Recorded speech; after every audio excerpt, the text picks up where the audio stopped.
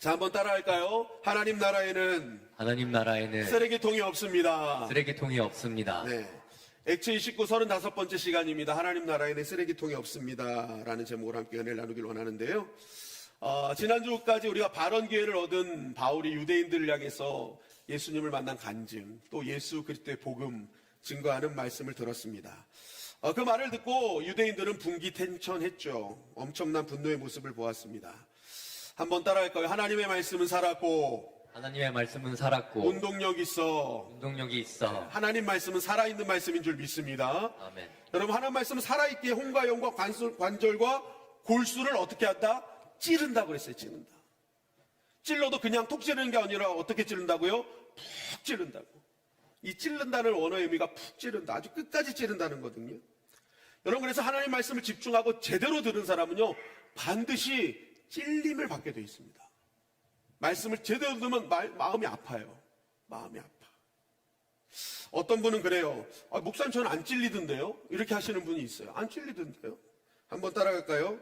제대로 들으면 찔림. 제대로 들으면 대충 들으면 졸림. 여러분, 제대로 들으면요 반드시 찔려요. 근데 대충 들으면 졸려요. 그냥 뭔 말하는지도 모르겠고 그냥 졸리는 거야. 여러분, 말씀을 듣는 자세에 따라서요, 여러분, 느껴지는 게 다른 겁니다. 제대로 듣고 집중해서 들으면요, 반드시 반응이 오게 돼 있어요. 아멘. 찔리게 되어 있다라는 겁니다. 하나님의 말씀은 살아있고 운동력이 있기 때문에 그렇습니다. 아멘. 여러분, 그래서 이 말씀을 제대로 듣기 시작하면요, 반드시 두 가지 반응이 오죠. 어떤 반응이에요? 어찌할꼬 하면서 자신을 돌이키는 반응이 옵니다. 또 어떤 반응이 와요? 분노하는 반응이 온다라는 거죠. 여러분, 중요한 것은 성도는요, 말씀을 듣는 입장에도 서지만요, 때로는 이제 내가 마음에 찔려 회개함으로 예수님을 믿으면요, 이제는 말씀을 전하는 입장에도 서게 된다라는 거죠. 그죠? 그래서 여러분, 오늘 이 말씀, 우리가 지난 2주 동안 들은 말씀을 통해서 우리가 꼭 기억해야 될 것은요, 우리가 듣는 입장도 있지만 전하는 입장에 있을 때 반드시 기억할 것은 너무 반응에 신경 쓰지 말라는 것입니다. 왜요? 반응은 반드시 일어나게 돼 있고 그 반응의 결과는 하나님이 책임지시는 거예요.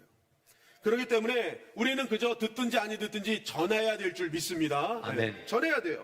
누가복음 14장 17절 말씀 다 같이 한번 읽어보겠습니다. 시작. 자취할 시각에 그 청하였던 자들에게 종을 보내어 이르되 오소서 모든 것이 준비되었나이다 하매 다 일치하게 사양하여 한 사람은 이르되 나는 밭을 샀음에 아무래도 나가보아야 하겠으니 청컨대 나를 양해하도록 하라 하고. 여러분, 이번 4일 동안 부흥에 정말 큰 은혜가 있었잖아요. 근데 그 마지막 날 집회 뭐 했어요? 강사님이 주님의 집으로 초청할 때 강권해야 되는 이유를 얘기하잖아요. 뭐예요? 다 사양할 거기 때문에.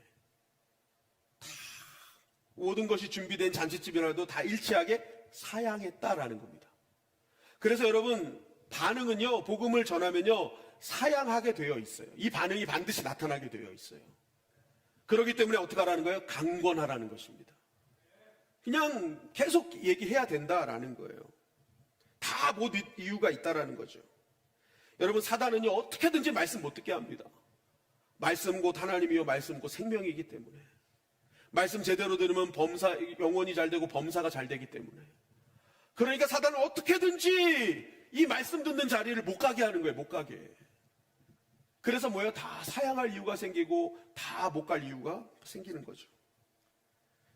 그래서 여러분, 성도는요, 반응보다 우리는 끝까지 강권해서 말씀을 전해야 될 줄 믿습니다. 아멘. 전하라는 거예요. 계속 전해. 이게 중요하다는 거예요. 전해라. 고린도서 3장 16절 말씀입니다. 고린도서 3장 6절 시작. 나는 심었고 아볼로는 물을 주었으되 오직 하나님께서 자라나게 하셨나니 그런즉 심는 이 나무를 주는 이는 아무것도 아니로되 오직 자라게 하시는 이는 하나님뿐이니라. 여러분, 열매 맺고 자라게 하시는 분은 하나님이신 줄 믿습니다. 아멘. 우리는 물을 주고 뭐예요? 심는 거 물만 주는 거예요. 과정이에요. 우린 과정일 뿐이에요. 결과는 하나님이 책임지신다. 우리가 전도가 왜 부담스러우냐? 자꾸만 열매 맺는 것까지 내가 해결하려고 그러는 거기 때문에 그래. 그러나 우리는 심고 물 주는 역할 뿐이에요. 여러분, 결과는 하나님의 소관인 줄 믿습니다. 아멘. 열매를 맺고 안 맺고는 하나님께서 결정하시고 우리는 그저 주어진 말씀, 나이가 찔려서 내가 돌이킨 이 말씀의 은혜를 전하는 일만 하면 되는 거예요. 그럼 하나님께서 책임지신다. 이번에 게릴라 초청잔치도 여러분 우리가 할 때는요 다른 거 없어요. 강권하고 복음 전하면 되는 거예요. 정말 한 영혼이라도 더 많은 영혼들에게 강권해서 복음 전하는 거예요. 내가 만난 하나님, 내가 은혜 받은 하나님, 내가 믿는 하나님 증거하면 하나님께서 그 영혼의 마음을 움직이실 줄 믿습니다. 아멘. 그러니까 여러분 절대로 두려워하지 마시고 여러분 초청하세요. 특별히 여러분 내가 정말 늘 머릿속에 있었던 사람을 초청하는데 우리 대부분 그렇잖아요. 그럼 사람들이 그래요. 이게 그분들이 또 이제 나 사정이 있어 그러면 나는 이렇게 할 건 했으니까 이제 끝이야 라고 생각하는 데 있는데 이번에 부흥회 강사님 그러잖아요. 이번 말씀에 누가복음 14장에 보면 그 사람들 다 이유가 있어서 못 옵니다 했더니 야 나가서 길거리에 있는 사람들 다 데리고 와. 다 같이요. 빠져나갈 구멍 없다. 말씀은요 여러분 그거 안 되는데요 하면 그래 알았다 하지 않아요. 주인은 나가서 길거리 지나간 사람 다 데리고 와. 그들에게 복음 전해. 예비된 영혼이 있는 줄 믿습니다. 아멘. 예비된 영혼이 있다고요. 그래서 그냥 더 많은 영혼들에게 복음 증거하면 돼. 그래서 하나님의 집을 우리는 채워야 될 줄 믿습니다. 아멘. 하나님 영혼 구원하는 걸 가장 기뻐하시는 일이기 때문에 그렇죠. 그를 위해서 우리가 기도하고 나갈 때 그들에게 할 말과 정말 그들의 마음을 바꾸시는 하나님의 은혜를 우리가 알게 되는 것입니다. 아무튼 본문으로 들어가서 바울이 말씀을 전할 때 유대인들이 돌이켰으면 좋았을 텐데 정말 그들이 구원받았으면 좋았을 텐데 그렇지 않았어요. 분노했어요. 이러한 격한 반응을 본 천부장은 바울을 바로 영내로 끌어들입니다. 우리 사도행전 22장 24절 말씀 시작. 천부장이 바울을 영내로 데려가라 명하고 그들이 무슨 일로 그에 대하여 떠드는지 알고자 하여 채찍질하며 신문하라 한대. 천부장은 바울의 말씀을 듣고 분노하고 있는 유대인들을 보면서 긴장을 했습니다. 왜냐하면 천부장이 로마에서 유대로 파송된 이유는요, 이 유대에 일어나는 반란과 이런 소동을 막기 위해서 보낸 거거든요. 그런데 지금 바울로 인해서 막 소동이 일어나니까 이거 큰일 났다. 이거 반란이 일어날 수 있겠다. 해가지고 바울을 바로 영내로 들여보냈던 겁니다. 이 원인 바울을 빨리 해결해야 이게 해결되겠다. 그래서 여러분 폭동을 막기 위해서 바울을 끌어들인 거예요. 그리고 나서 이제 이 사람들을 분노하게 한 바울은 진짜 나쁜 놈일 가능성이 크다라고 생각을 한 거죠. 그래서 그에 대해서 알고자 채찍질해서 신문하라고 명령했습니다. 그런데 그때 신문하려고 하는데 바울이 딱 한마디 하는 거예요. 나 로마 사람인데 그런 거예요. 나 로마 사람인데 야, 너 로마 사람 죄도 알지도 못하고 함부로 채찍질하고 신문하면 어떤 일이 벌어지는지 너 잘 알 텐데 이 얘기한 겁니다. 여러분 당시 로마 사람들은요 함부로 투옥시키거나 채찍질을 못했어요. 문제가 생겨도 바로 그 자리에서 어떻게 해결할 수가 없어요. 왜냐하면 이 로마 사람들은요 로마 황제에 바로 상소를 해버립니다. 그래서 어떤 지역에 있든지 로마에 가서 다시 재판받을 수 있는 권한을 갖고 있는 것이 로마 사람들이었습니다. 근데 이 법이 있는데 이것을 어기고 함부로 대했다가는요 여러분 그 법을 어긴 사람이 엄청난 죄값을 물어야 했다라는 거죠. 여러분 그래서 당시 사람들은 어떻게든지 이 로마 시민권을 취득하려고 했어요. 이 로마 시민권을 취득할 수 있는 방법은 4가지가 있었는데 가장 첫 번째 방법은요 태어나면서 로마 시민이 되는 겁니다. 그냥 이게 짱이에요. 그냥 태어나면서 로마 시민권을 딱 취득하는 거. 그러니까 로마령 안에서 거기서 태어나면 그냥 로마 시민 되는 거죠.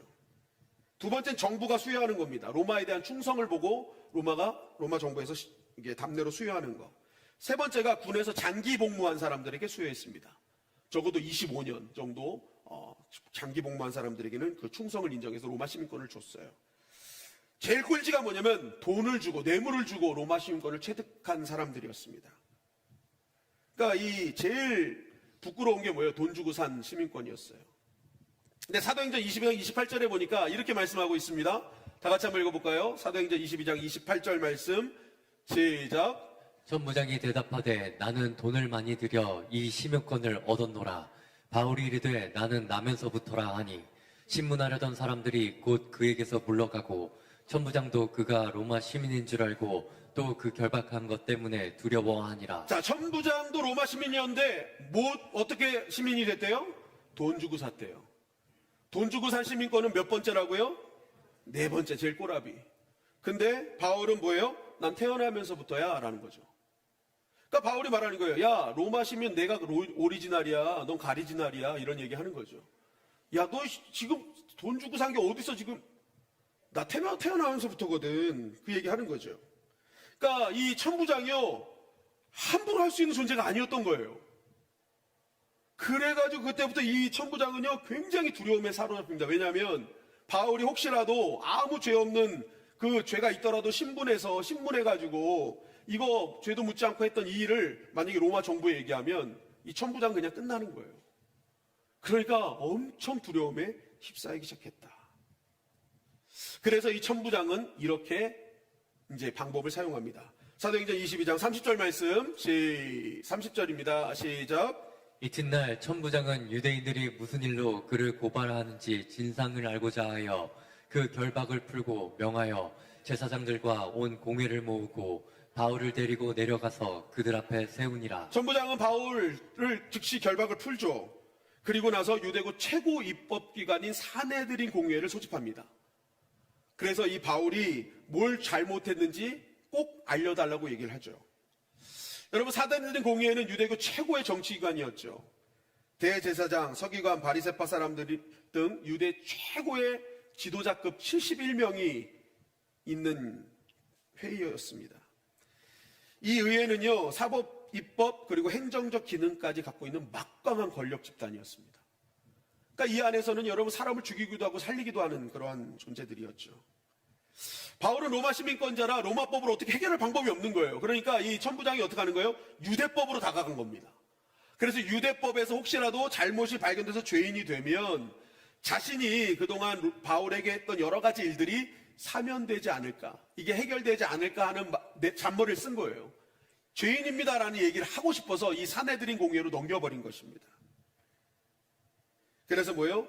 자신이 잘못한 부분들을 해결하고 싶은 그런 마음이 있었던 겁니다. 바울을 위한 것은 아니었어요. 자기를 위한 거였어요.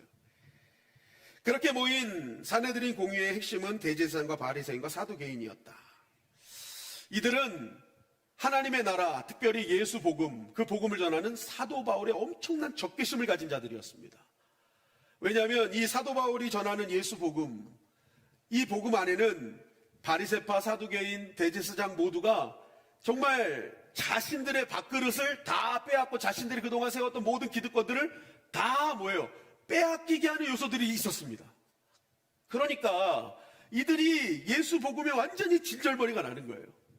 그리고 그 복음의 능력을 강력하게 전하는 이 바울이야말로 반드시 처단해야 될 자들이라는 거죠. 이들은 가치나 사상, 신념체계, 신앙체계가 완전히 서로 달랐습니다. 그들을 지지하는 세력도 다 달랐어요. 서로 추구하는 유익도 다 달랐어요. 그런데 하나님 나라를 어떻게든지 무너뜨리기 위해서 이들은 악의 연대를 한 겁니다. 똘똘 자신의 유익을 위해서 뭉쳐버린 거예요. 그래서 어떻게든지 하나님 나라를 무너뜨리려고 했던 것입니다. 여러분, 악은요, 하나님 나라를 무너뜨리기 위해서 어떻게든지 연대한다라는 것을 우리는 알아야 됩니다. 그래서 여러분, 이러한 악의 연대를 깨는 힘이 있어요. 그것은 하나님의 백성도 합력해야 될 줄 믿습니다. 아멘. 악은 어떻게든지 연대한다고요. 하나님 나라를 무너뜨리기 위해서. 여러분, 그 악의 연대를 무너뜨리려면 합력하여 선을 이루어야 되는 거예요. 아멘. 하나님의 백성들이 어떻게든지 하나 되어야 되는 거예요. 오늘날 교회의 안타까운 현실은 그렇게 크게 문제되지 않은 일을 가지고 네 건이 내 건이, 네 부선이 내 부선이, 내 영역이니 네 영역이니 하고 싸우고 있어요. 악은 어떻게든지 연대해서 하나님 나라와 교회를 무너뜨리려고 하는데 하나님의 백성들은 그 안에서 팔을 나눠서 네 판이 내 판이, 내 부선이 네 부선이, 내 목장이니 네 목장이니 밥그릇 싸움하고 있는 거예요. 어떻게든지 교회를 살리고 어떻게든지 하나님 나라를 세우려고 합력해도 부족할 시간에 이러고 있는 안타까운 현실이 있다라는 거죠. 오늘 사남선교회 소박화체를 하죠. 많은 선교회가 우리 선교회도 아닌데 알아서 하겠지. 한번 따라할까요? 내가 안 하면 아무도 안 한다. 예. 여러분, 누군가 하겠지 하고 내가 안 하면요, 다 안 하게 되는 겁니다. 그러나 이 일이 정말 하나님 나라를 위해, 정말 도움이 필요한 교회를 위해, 정말 필요한 것이라고 생각해서 내가 조금이라도 내가 함께 해야지. 이것이 교회를 살리는 거고 하나님 나라를 살리는 것이고 이것이 주께 영광 돌리는 일이라면 열심히 내가 감당해야지. 지난주에도 말씀드렸잖아요. 5천 원 내려고 하는데 5만 원 내도 그냥 가시라고. 그냥 5만 원 내고 가시라고. 그게 연합하는 거예요. 그게 합력하는 거예요. 여러분, 그럴 때 하나님의 놀라운 일이 이루어지게 될 줄 믿습니다. 아멘. 그래서 여러분, 합력이라는 단어가 뭐였어요? 시네르게이, 시너지의 어원이라 그랬잖아요. 여러분, 악이 연대할 때는요, 여러분 그거요, 유익을 위해서, 자신들만의 유익을 위해서 모인 거라고요. 그래서 자신들의 유익이 깨지면 다 깨지는 거예요. 그러나 우리는 하나님 나라의 유익을 위해서 모였기 때문에 시너지의 은혜를 허락하여 주실 줄 믿습니다. 아멘. 1가 1이었는데 이게 100이 되고 1000이 되고 만이 될 수 있는 거예요. 아멘. 그게 하나님의 은혜라는 것이죠. 아멘. 여러분, 그래서 성도들은요, 어떻게든지 큰 그림을 보고 움직일 수 있어야 돼요. 내 부서, 네 부서, 내 목장, 네 목장이 아니라, 내가 어떻게 하면 교회를 도울 수 있을까?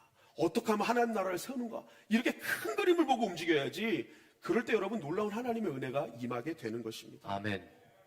그리고 악의 연대를 힘들이지 않고 이길 수 있게 되는 거예요. 여러분, 우리 교회가 악의 연대를 깨는 선의 연대의 교회가 되기를 주님의 이름으로 간절히 축원합니다. 아멘. 하나됨으로 나가야 돼요. 무조건 하나님 나라를 위해. 지금 바울은 이렇게 하나님 나라를 무너뜨리고 작정한 악의 연대와 이제 대결을 하게 된 것입니다. 이러한 절대 약자인 바울이 어떻게 이 악의 연대를 깨뜨렸는가? 우리 사도행전 23장 6절 말씀입니다. 사도행전 23장 6절 시작. 바울이 그중 일부는 사두개인이요 다른 일부는 바리새인인 줄 알고 공회에서 외쳐 이르되 여러분 형제들아 나는 바리새인이요 또 바리새인의 아들이라 죽은 자의 소망 곧 부활로 말미암아 내가 신문을 받노라. 바울이 가만히 이제 보니까 사내들인 공회에는 사두개인과 바리새파가 주된 이 사람들이란 걸 이제 보게 된 거죠. 그래서 바울은 어떻게 했느냐?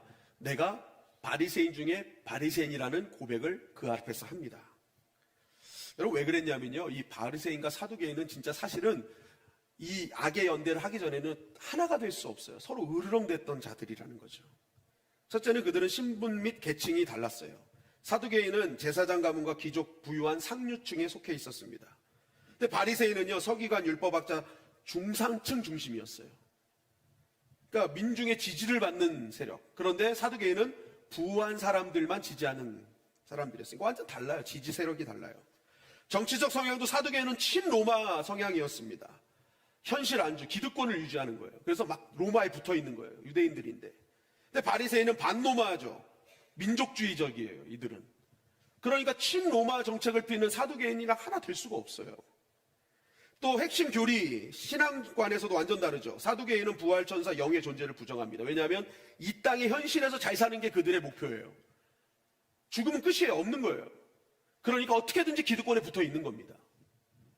내세를 부정하고 부활을 부정하니까. 근데 바리새인은 부활과 천사 영의 존재를 믿었죠.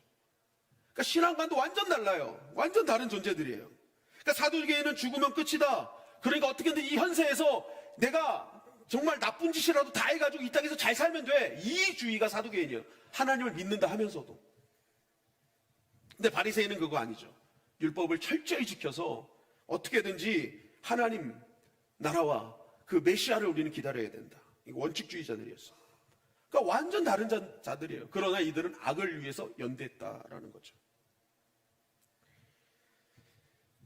그러나 이것은 여러분 자신들의 유익을 위함인 거예요. 결국 사도 바울 자체가요, 자신들의 유익을, 자신들을 방해하는 존재니까 그 한 사람을 위해서 그들이 연대했을 뿐이었던 거죠.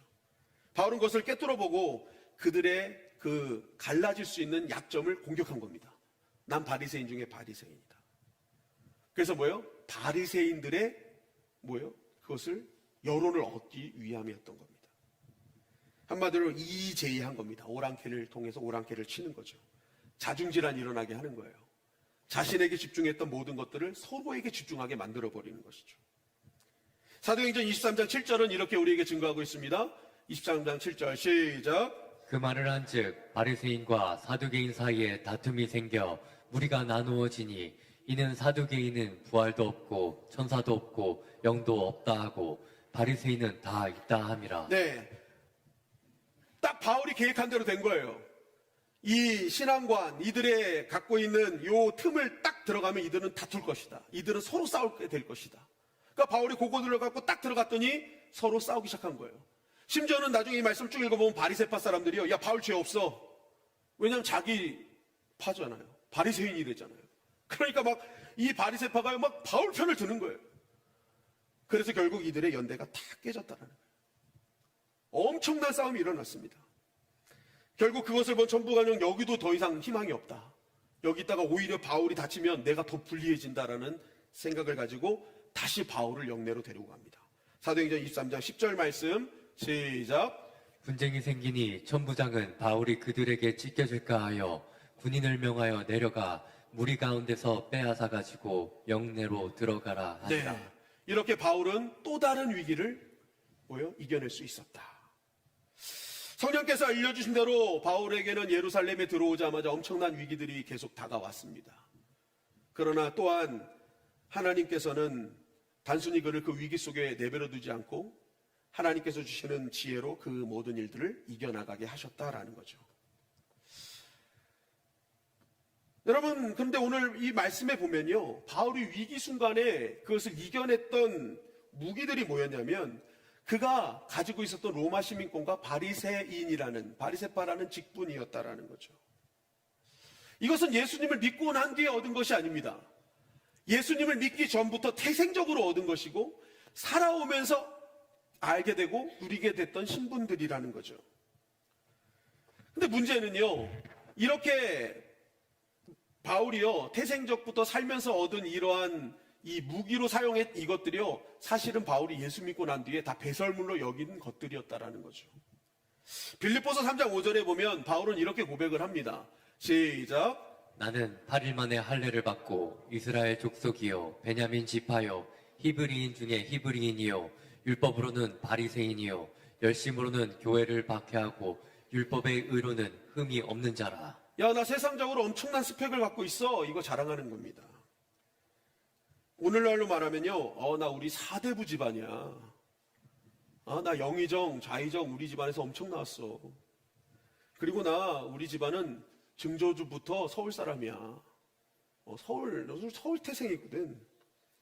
거기다가 몇 대에 거친 기독교 가정이야. 그리고 나 서울대 수석 졸업자거든. 수석 입학하고 수석 졸업했어. 이거 자랑하는 거예요.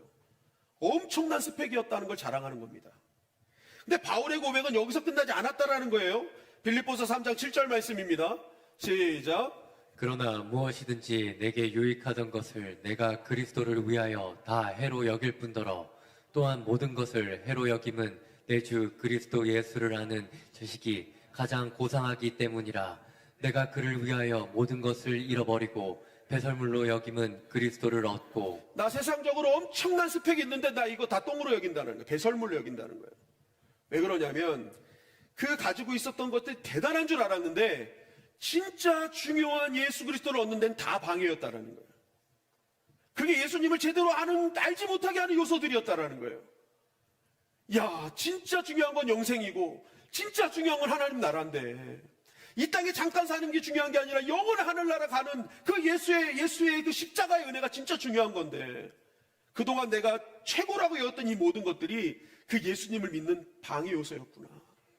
이거 진짜 똥덩어리들이네. 그 얘기한 겁니다. 이 하나님을 믿게 하지 못하는 이 방해 요소 다 버리겠다라는 거예요. 지금 바울의 고백이었다라는 거죠. 예수 믿고 난 뒤에. 그런데 오늘 말씀을 보면요, 자신이 다 과거에 예수 믿기 전에 얻었던 모든 것들을 다 배설물로 여기다고 하였으면서도 결국에는 결정적인 순간에 그거 다 끄집어내더라는 거죠.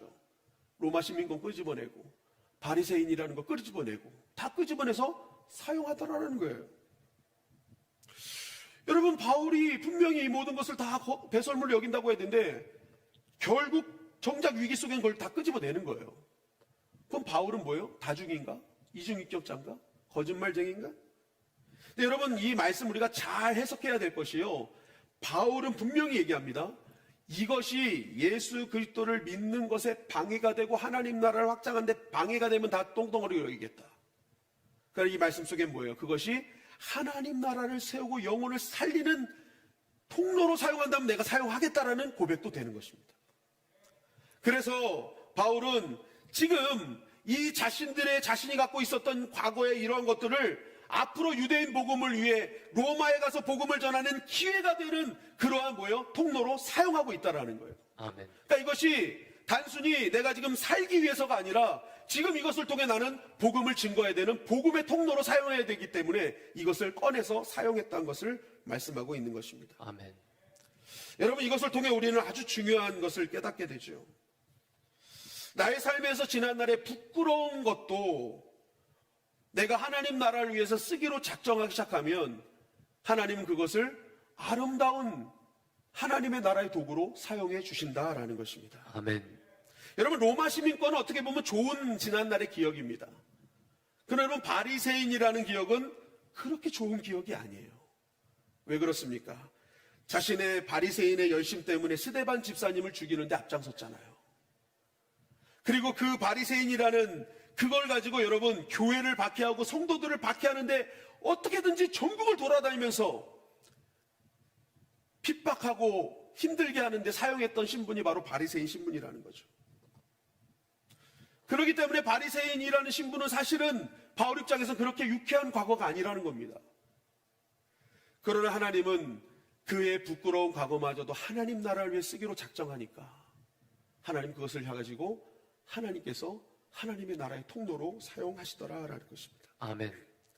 한번 다 같이 따라 하실까요? 하나님 나라에는 쓰레기통이 없다. 쓰레기통이 없다. 쓰레기통이 있다면 재활용 쓰레기통만 있습니다, 여러분.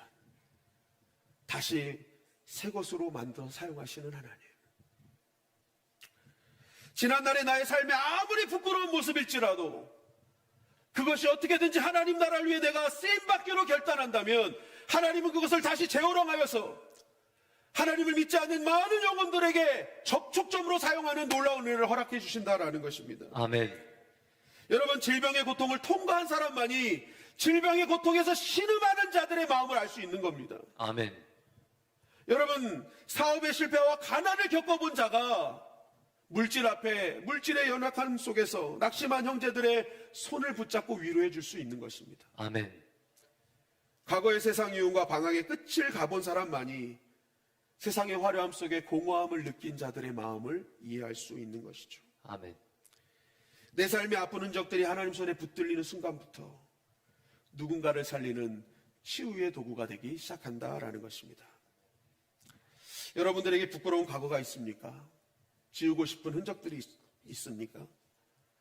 여러분, 그것이 무엇이든 간에 오늘 우리가 결단해야 될 것은요, 그 부끄럽고 지우고 싶은 과거조차도 내가 하나님을 위해 사용하기로 작정하기 시작하면 하나님은 그것을 영혼을 구원하는 히든카드로 사용하실 수 있다라는 것입니다. 아멘. 아름다운 하나님 접촉점으로 사용하시는 거예요. 내가 나의 지난날의 괴로움들, 어려웠던 일들을 간증하고 나아갈 때 그 상대방이 여러분 예수 믿으세요라는 말에 반응하지 않다가도 정말 내가 그러한 아픔 속에 신음하는 속에서 그 예수 그리스도를 믿고 회복했다는 그 말 한마디에 그들은 회복이 되는 겁니다. 나도 그랬는데, 내 마음도 그런데 지금 내 공허한 마음을 주님께서 아시겠지. 그 주님이 치료해 주시겠지. 접촉점이 될 수 있다라는 것입니다. 제가 목사로서 가장 하나님 앞에 부끄럽고 죄송한 마음이 항상 있는 게, 제가 이 중고등학교 때 너무 방황을 많이 해가지고요, 참 부끄러워요. 같이 신학생 가라고 했던 두 사람이, 저하고 한 친구가 있었는데 그 친구는 대대로 믿는 집안이었어요. 다 장로님 집안이고, 그 친구는 어릴 때부터 학생회장을 다 한 친구예요. 늘 와서 기도하는 친구고, 정말 제가 봐도 이 친구는 반드시 목사 될 친구야. 근데 저는 믿은 지 한 2년, 인격적으로 만난 지 2년, 어릴 때부터 다니긴 했지만 인격적으로 만난 지 2년밖에 안 된 아주 초신자였죠. 그런데 이 두 사람을 데려놓고 목사님이 너희들은 신학교 가라는 거예요. 신학대학 가라는 거예요. 정말 하나님께 콜링을 받아서 갔긴 갔어요. 그런데도 계속 제 마음속에는 이 친구가 너무 부러운 거야. 이왕 부름받을 거 정말 이렇게 신실하게 신앙생활해서 목사가 돼야 정말 부끄럽지 않게 복음을 전하지. 나같이 이렇게 부끄러운 삶을 살던 사람이 정말 이 복음을 전한다는 게 얼마나 부끄러운가, 수치스러운가. 하나님 앞에 항상 죄스러운 마음이 있어요. 그런데 제가 이렇게 청소년 사역을 위해 하나님께서 콜링을 주셔가지고 너처럼 방황하는 자들을 주께로 인도하는 사명이 너에게 있다라는 콜링을 받아서 제가 신학교를 가게 된 거였거든요. 근데 실제적으로 하나님께서 제가 청소년 사역을 하면서 저희 교회에 오는 청소년들은 다 경찰서 한 번은 다 갔다 온 애들만 오는 거야. 그런데 이 아이들이 나중에 그래요. 저한테 그래요. 예수님 믿고 그 아이들 중에 신학교 가서 목사 된 아이들도 많거든요. 그 아이들이 저한테 그래요. 전도사였죠. 전도사님. 제가 자기들이 여러 교회를 다녔는데 자기들의 그러한 모습을 보고 이해해주는 전도사님들이 거의 없었대요. 오히려 그 모습을 보고 막 이상한 얘기하고. 근데 이상하게 전도사님은 그냥 다 이해를 해주더라는 거예요. 그래서 속으로 제가 그랬어요. 나는 너보다 더 했기 때문이다. 그러니까 뭐 다 이해가 되는 거예요. 나 같은 죄인도 살리셨는데 저런 아이들 못 살리실까? 하나님이 어떤 분이신데 이 마음이 생기는 거예요. 그래서 그때 깨닫습니다. 아, 하나님께서 나의 지난 날을 가지고 이렇게도 사용하시는구나. 물론 그것 때문에 제가 다 나의 모든 것이 대단하다고 합리화하는 것이 아닙니다. 저는 여전히 저의 마음속엔 주님 앞에 부끄럽고 정말 주님 앞에 내가 이 자리에 서야 되는지 매일매일 물을 수밖에 없는 그러한 지우고 싶은 과거이기도 합니다. 그러나 그것이 하나님 나라를 위해서 사용되기 시작할 때 하나님께서는 많은 영혼들을 주께로 돌아오게 하시더라. 여러분, 한 번도 배고파보지 않은 사람은요, 배고픈 자의 마음을 알 수가 없습니다. 가정이 깨어짐을 경험하지 못한 사람은 그 가정의 아픔을 헤아리지 못한다라는 거죠. 세상의 화려함 속에서도 지독한 공허함을 느껴본 사람만이 물질, 돈, 명예 이게 전부가 아니라는 것을 알려줄 수 있다라는 것입니다. 혹시 여러분 남들이 겪지 못한 독특한 인생이 있으십니까? 또 정말 말 못할 거친 광야를 지나가고 계십니까? 여러분 그것이 하나님께 내어드린다면 여러분 그것은 하나님 나라를 위한 위대한 도구로 하나님께서 사용해 주실 것입니다. 아멘. 여러분들의 인생을 헤쳐나갈 도구가 되기도 하시고 또한 그 신음 가운데 있는 영혼들을 구원해내는 접촉점이 되게 하신다라는 것입니다.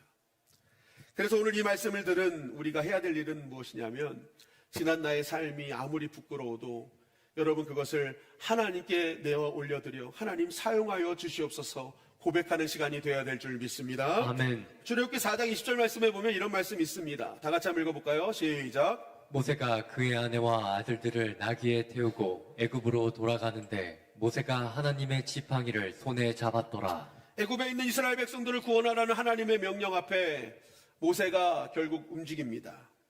그때 모세의 지팡이가 하나님의 지팡이였다고 얘기를 합니다. 그러나 여러분 이 지팡이는 하나님이 새롭게 주신 지팡이가 아니었습니다. 모세가 40년 전 궁의 왕자로 있을 때 자신의 힘과 권력이 전부라고 생각해서 이제 됐다 생각해서 자신의 힘을 과시하고 결국 살인자가 됐을 때 광야로 도망 온 후 아무런 비전과 목적 없이 그저 터덜터덜 장인의 양을 칠 때 사용했던 그 지팡이였습니다. 인생의 실패의 지팡이였고 아무런 비전 없었던 지팡이였습니다. 아픔의 지팡이였고 좌절의 지팡이였습니다.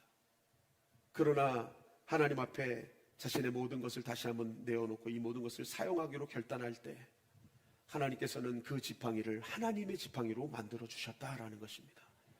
진정한 능력의 지팡이로 사용하셨다라는 거죠. 모세야 내가 너의 과거를 다 사용할 것이다. 너의 부족한 것도 내가 사용할 것이다.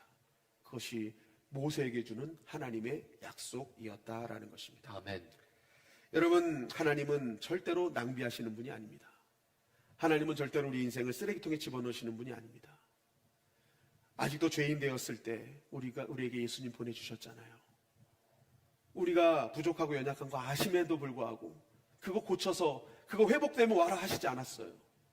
쓰레기통에 집어넣어도 마땅한 존재를 위해 예수님 보내주셔서 우리를 존귀한 자로 바꾸어 주셨다라는 것입니다. 아멘. 여러분 마찬가지예요. 세상 가운데 상처투정인 인생들 예수님 만나면 다 하나님 보배로운 존재로 만들어 주실 줄 믿습니다. 아멘. 그러기 위해서 여러분 하나님은 우리를 사용하십니다. 부끄러운 과거가 있는 나조차도 예수 그리스도의 보혈로 변화된 나를 증거하기 시작할 때 여러분들의 후회거린 인생, 상처뿐인 인생까지도 하나님은 하나님 나라를 위한 위대한 도구로 사용해 주신다라는 것입니다. 아멘. 오늘 부끄러운 과거까지도 주님의 제단 앞에 내어놓고 하나님 나를 사용하여 주시옵소서. 아멘. 기도하는 저와 여러분들이 되기를 주님의 이름으로 간절히 축원합니다. 아멘.